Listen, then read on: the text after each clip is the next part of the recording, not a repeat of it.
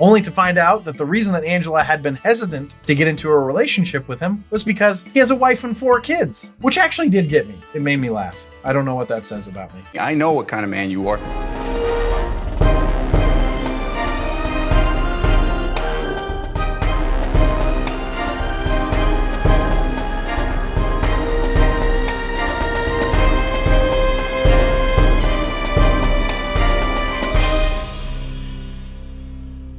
Welcome back to another episode of The Rank. I'm John, and today we're going to be ranking the next episode of Taxi. Now, if you're enjoying these episodes, or if you're just a fan of Taxi and enjoy consuming content about it, please subscribe and or follow, like the episodes, and comment or email your questions and suggestions and all that stuff. Please also consider becoming a patron on our Patreon page at patreon.com/therankpodcast, where you can get all of the archived episodes. Now, today we're going to be ranking the 6th episode of the 2nd season of Taxi, titled The Lighter Side of Angela Matusa, which was written by Earl Pomerantz and directed by James Burrows. Now, the series is 45 years old, so I'm not going to worry about spoilers. That's your spoiler warning. So just I want to let everybody know, like, sort of the premise here is that we're trying to figure out what's the best sitcom of all time. So we're ranking all the episodes of different sitcoms and then averaging out the rankings to figure out what's the best of all time. So as we continue this, let's go to the potent notables for this episode of Taxi. So the 28th episode of Taxi was released on Tuesday, October 23rd, 1979. We're back to getting normal ratings with the World Series being over,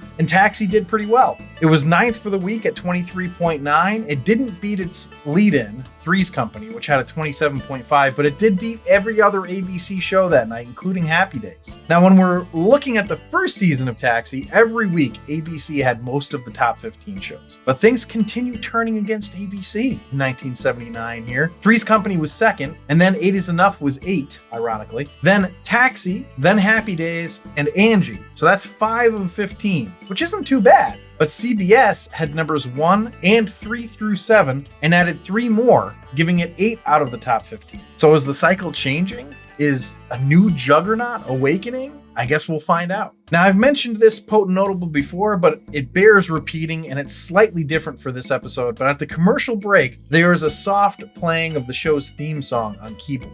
Now, the reason for this is that the music was originally written in season 1 to frame Angela's character, but it was then decided to use the song as the show's theme music. Now, when I read the synopsis of this episode, I was not excited because, as those of you who've been with us from the beginning know, we did not like the blind date episode. I actually wondered if they would be crass enough to use another actress to play Angela, but to my surprise, it was the same actress, Suzanne Kent. Now, Suzanne Kent was one of the original members of the Groundlings, which I was surprised to find out, and she created the Sunday Company and was its founding director, which meant nothing to me because I didn't know what that was. Apparently, it's a group within Groundlings that write and perform a new sketch comedy show every Sunday night. I did find an interview with Earl Pomerantz, the writer of this episode, when I went searching to see if Suzanne lost weight for this role. So here's what I found. Apparently, Michael Leeson, the writer of the first episode, Blind Date, which was nominated for an Emmy for God knows why,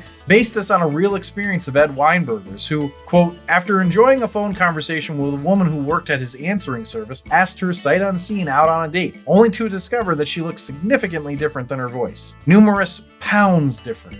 End quote. Apparently, because Suzanne lost a bunch of weight, it triggered the crack comedy team of writers for Taxi to make a sequel. So she had apparently lost weight on her own, and they saw her.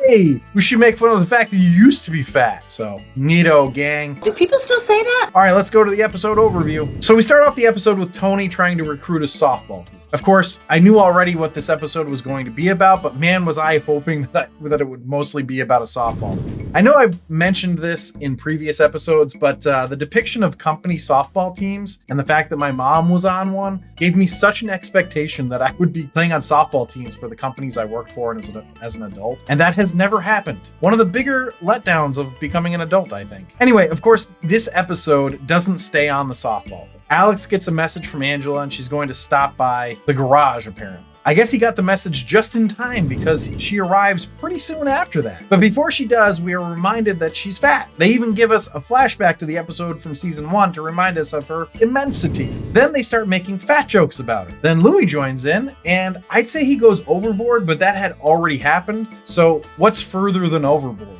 I guess, drowning in the ocean. Well, that's what Louie's doing. The fat jokes were so mean-spirited, it was hard to appreciate if any of them were good. Lo and behold, she shows up and she's not fat anymore. Louie's upset that he can't tell his fat jokes, and everyone is super impressed with her. Alex decides to take her to the same restaurant that they went to in the first episode, and it goes almost as awkwardly. Apparently, Angela has been harboring a crush on him for a long time and wanted to lose weight to appeal to him. She doesn't. He feels uncomfortable and starts smoking in front of her. The joke being that he had just quit. Good one. Eventually he turns her down and she gets sad. He leaves her in the restaurant and she falls off the wagon and starts on a food binge, because being fat is essentially the same thing as being an alcoholic or a drug addict, according to Taxi. Now, back at the garage, a heavyset gentleman named Wayne shows up looking for Alex because he wants to find Angela. And if you're thinking, that doesn't make much sense, you'd be right. Louie gets all excited because there's a fat person in the garage and he's got pent-up jokes to belittle fat people with, but he can't find his list. He still manages to belittle him anyway, though. Neato! Wayne meets up with Alex and they discuss what's going on, but of course, Wayne has a hard time focusing on the conversation because people are eating food near him. And you know fat people, they just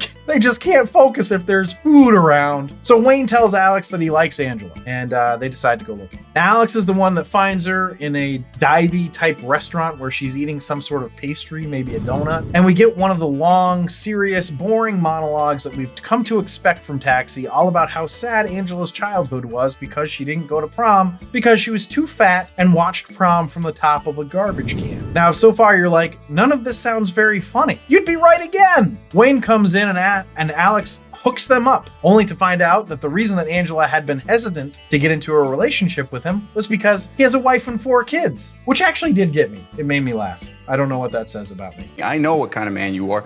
Then we close with the gang looking like they just finished their softball game, and this saved the episode a little bit for me. It got me twice in a minute, and it was just a lot of fun. They got destroyed, and it turns out it's only the first inning. You know, it was cute. I wish it had been the whole episode instead of what we got, but that's what we got. So that's the whole episode. Let's go to the rank. Oh, Wayne. The rank is where I rank the episode based on 5 categories: story, acting, dialogue, episode coherence, and character relatability. I rank it on a scale of 1 to 5, 1 being the worst, 5 being the best. And then I also have the laugh counter, where I tally up the amount of times the episode made me laugh out loud, and I add that to the score. Now, the first category is story, which I gave a 3.75. You know, I feel like you might be shocked by that. But the story, in and of itself, is kind of interesting. An old blind date that Alex wasn't physically attracted to comes back and has shed all the weight, but he's still not attracted to her. Seemingly then that it wasn't about her weight in the first place, which is good. Obviously, the details here went awry as they leaned way too heavily into the fat jokes. So let's go to acting, which I gave a 3.5. So nobody was necessarily bad. Tony was fun. Jeff Conaway is really good in small doses like this. I think Suzanne Kent left a little to be desired, but it wasn't bad. Judd Hirsch was pretty good as usual. It was all pretty good, not great. So let's go to dialogue, which I gave a 1.25. I was going to do a 1 for this, but then the last 2 minutes of the show made me laugh 3 times and really worked. So not a 1. The rest of it is shit though. Not the good kind either. So let's go to episode coherence, which I gave a 4. Terrible episode, but that doesn't mean it didn't cohere. I'm still not sure if this writing team knows they're writing for a sitcom yet, but you know, whatever. Anyway, Alex butts in, as is his wont, and the story started and ended with softball, which was a cute little B story, and the crux of the story all cohered, despite it being covered with terrible jokes, slathered in it. Molded by it. So let's go on to the last category, which is character relatability, which I gave a 2.75. I had a tough time with this category. Louie is not relatable in this episode, even as a villain. If this were someone on the playground in 3rd grade, maybe I could see it, but he's not even human in this. Alex's strong desire to be involved in everything is relatable to an extent, but it still feels wrong. So, you know, there's relatability issues here. So let's go to the laugh counter. The grand total of 4. It wasn't very funny, obviously. It wasn't funny. Always know you're watching a good sitcom episode when it gets you to laugh a whole 4 times. So there you have it.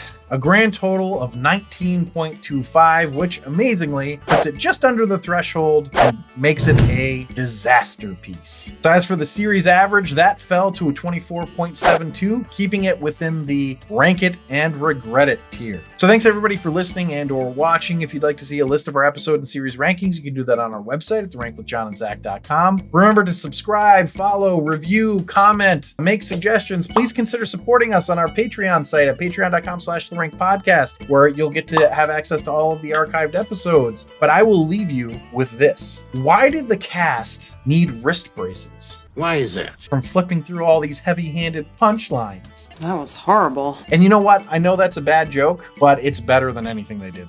Just say. All right, see ya.